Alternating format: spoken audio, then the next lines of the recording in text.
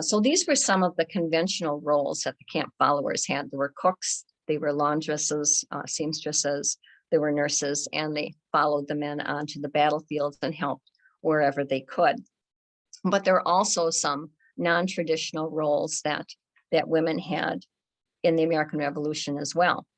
And I had mentioned earlier that women were considered to be very genteel. They couldn't possibly understand the strategies of war. They couldn't possibly understand the finances and things like that that were going on. Well, because of these misconceptions, women were actually privy to a lot of information.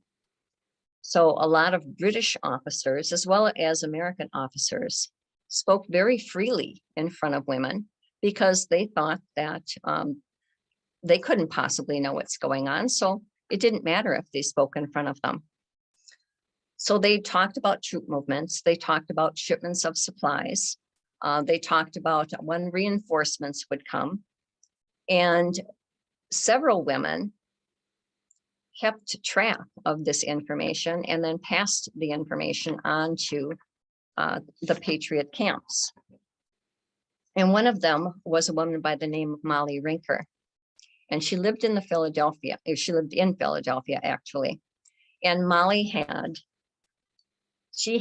a habit of going up onto a ridge and knitting.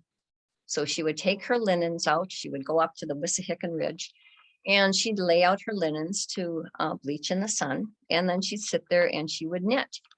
And when she was up on that ridge, she had a great view. She could see the British camp that was there. She could see the troops that were coming in. She could see when they were preparing to leave. She could see when shipments of supplies came in. Now, she could also be seen by others, and she never quite knew who was watching her. But along with her trips up to the ridge, she also worked in a tavern that was frequented by British officers. And Molly, being the clever woman that she was, and realizing that they spoke very freely about their plans, would catch bits and pieces of information. And she would realize that when she was looking at the troop movements and she was looking at these different things, that they would kind of coincide with what she was hearing in the tavern.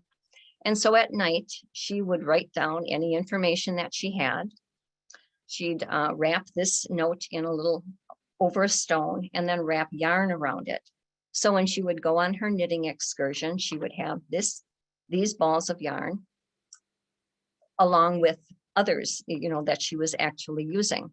So if she was ever stopped by soldiers and they examined the tote that she had, nothing would look suspicious because there's simply balls of yarn that were there. And then she would go up on the ridge and she would accidentally drop a ball of yarn over the ledge, and she would admonish herself when she would do that, how clumsy she was, just in case anyone was watching. But she felt that that was an action that would not arouse much suspicion in any way.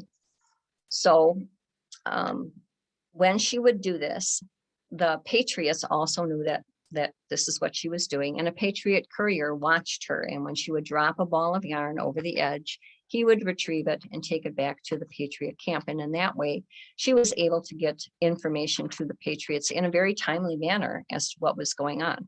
So women managed to take the fact that they were underestimated and use it to their advantage quite a bit.